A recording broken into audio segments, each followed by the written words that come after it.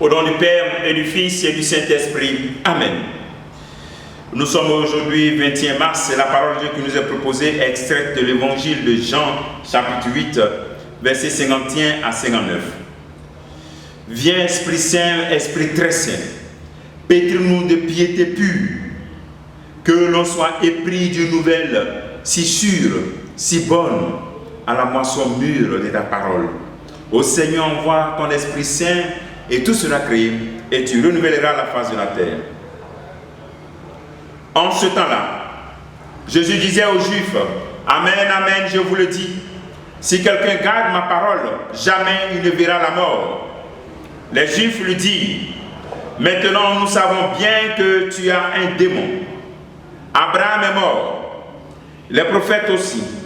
Et toi tu dis, si quelqu'un garde ma parole, il ne connaîtrait pas la mort. Es-tu donc plus grand que notre père Abraham? Il est mort, et les prophètes aussi sont morts. Pour qui te prends-tu?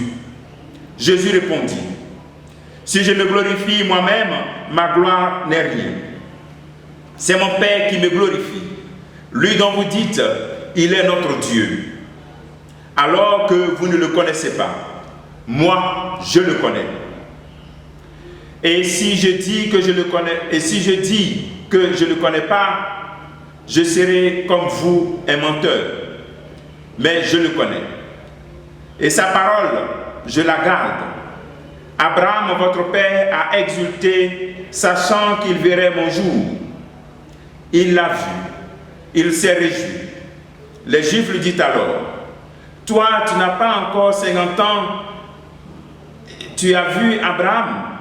Jésus leur répondit, Amen, Amen, je vous le dis, avant qu'Abraham fût, moi je suis.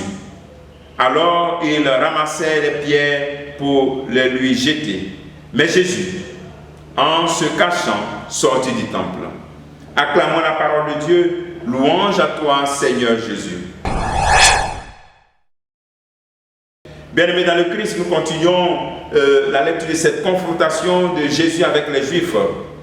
Et cela nous aide encore à pénétrer le mystère de Dieu. Cette parole de Jean qui est représentée souvent par l'aigle nous montre comment il voit la profondeur du mystère de Dieu. De Dieu que le Christ est venu nous révéler. Dans ce dialogue, nous voyons vraiment que les Juifs sont devenus sourds. C'est comme un dialogue de sourds entre Jésus et puis les Juifs. Et Jésus révèle l'identité, son identité et celle de son Père. Si quelqu'un garde ma parole, il ne connaîtra pas la mort, affirme-t-il. Il est bon que tu puisses t'arrêter sur ces passages. Si quelqu'un garde ma parole, il ne connaîtra pas la mort. Est-ce que tu considères ta vie chrétienne comme une option pour l'éternité?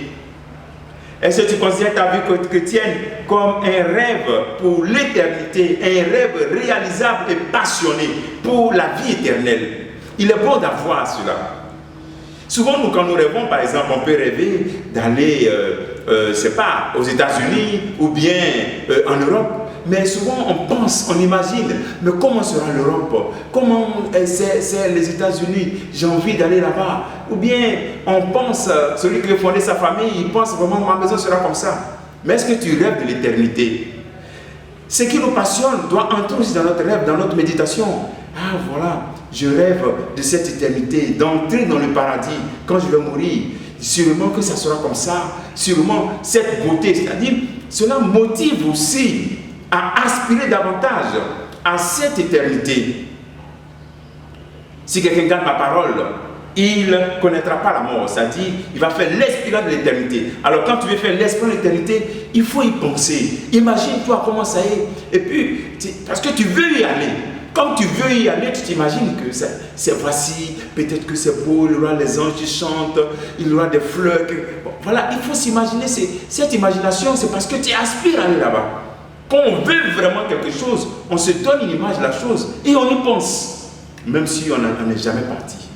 Et cela motive à garder la parole de Dieu parce qu'on veut aller dans ce lieu si beau et être en communion avec le Père.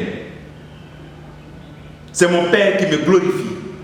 Jésus est tellement uni au Père qu'il dit c'est mon Père qui me glorifie. Il est bon de te poser la question, quel est le degré d'intimité que tu as avec Jésus, avec Dieu le Père?